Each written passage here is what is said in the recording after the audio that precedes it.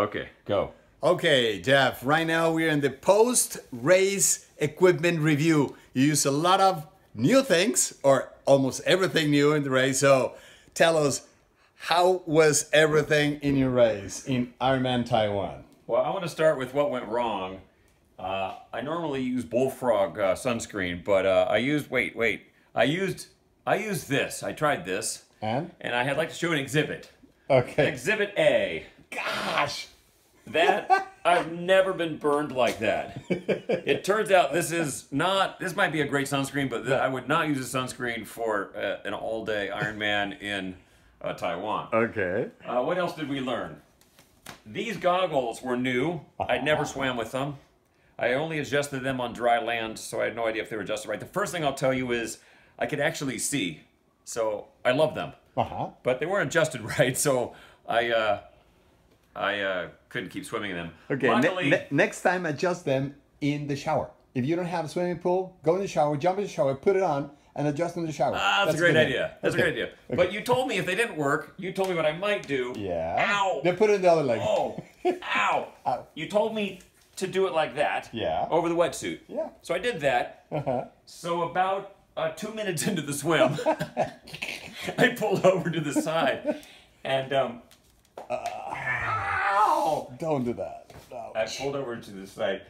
Don't mind my townnails. I was on a sailing trip, and my girlfriend and I got bored, so just stay off of that. Okay. Next thing I'll tell you is this wetsuit. You didn't know if you're going to chafe, but it's got this low-profile neck. This fantastic wetsuit. Nothing went wrong with this. Okay. This is a keeper. You have a good swim. Good swim. Yeah. I was going to wear these, but it was very hot here, and I decided it would maybe heat me up, so I didn't wear them.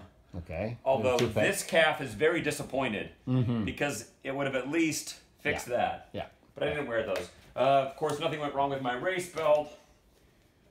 Bike shoes. I was going to wear no socks, but I realized that right here I was just going to get these bad burns on the top of my feet. So I didn't do that, which is also good because I talked to somebody else that raced with no socks, and when they got off of after they finished the bike, they ran in bare feet on the running track to get to the bike. The bottom of their feet burned, big giant blisters. Yeah. This person was like 4th or 6th off the bike or something. And I mean, just like one of the fastest. Yeah. And he was out of the race because the bottom of his feet burned. Wow. I didn't have to learn that myself. Good lesson. Good lesson learned. Yes. These were my new running shoes. Never heard of them. A different kind of a balance.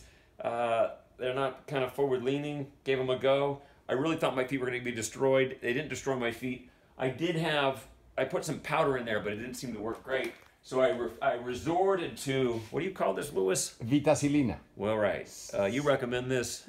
Something like Vaseline, but they don't block your But it doesn't block the pores, you say. Yeah, so I got to, you gave me this tube, thank you. But, Now, about the bike. I had this on there. This was attached here.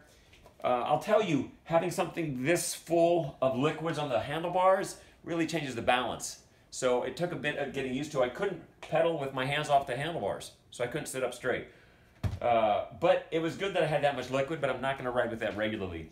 This new helmet, which I was very excited about with the integrated sunglasses, I liked everything about it, although it did seem heavier than my last helmet. So my head was getting tired.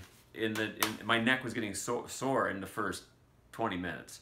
Now, I think it's because maybe the helmet's heavier, but you had a theory on that maybe it wasn't so. The aerodynamic thing, because the visor, you need to pull your head a little up so you stretch more in the back of your head, but could be both. How do you say, a mix of both. A mix of both, yeah, okay. So that was added a little bit of pain. I've got to tell you, if there's any really great thing, the first thing is, my ass loves this seat. I haven't found a seat that my ass loves. And so this was, first day out on the bike. And it was really, my ass was just, loved that seat. So that's great. ISM, great seat. It's a great seat. Yeah. I had a couple of mechanicals. The brakes started rubbing, and I don't really know how to fix them. So I'm going to have to learn something about that. Again, it was my first time out on the bike. This fell out 3 times, twice on a descent, It's really bad for your friends out there racing with you because it creates hazards. And but it's also I had to just pull over on the bike and then walk back up the hill and try to find it. Yeah. So later in the race, I put it down here so it wouldn't fall out. Yeah. But that was just a bad idea. We call this thing the bottle launcher because it doesn't matter what happened. If you have a bump, something, they launch the bottle. So I do recommend if you're going to use this, use kind of a rubber band to tighten it or something that is tight, because if it's a big bump, this will launch the bottle and it's very dangerous for the, you mentioned it. I felt really bad about that. So, okay, but you didn't cause any accident, that's good. Yeah, because if somebody would have crashed because I had a bottle that launched. The Gorilla brand for them are great. The Gorilla Grabber, they're much better grab than any other ones. But, you know, long story short, if you're going to race with new stuff, you can do it. But just don't expect it to all go smooth. That's the lesson. Okay. And man, if there's any lesson, don't do that. That's embarrassing. My girlfriend's going to be so mad at me. But I have to say one thing. I was ready to drop the race, I think, in mile 10 out of the bike. It was Seiko was rhythm and everything.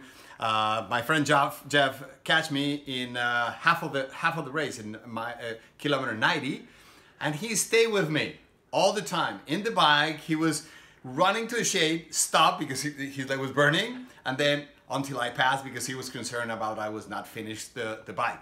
And then after the bike, starting the run, I was nothing. So he kept with me for 7 hours in the marathon, helping me. You know, that was this mental and this companion thing. It means a lot. I'm not sure if I will finish the race without him. So, but I'm sure that I will be suffering a lot more. So thank you very much.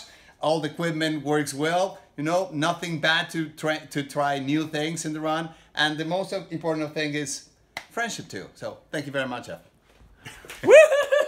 Another one in the bucket.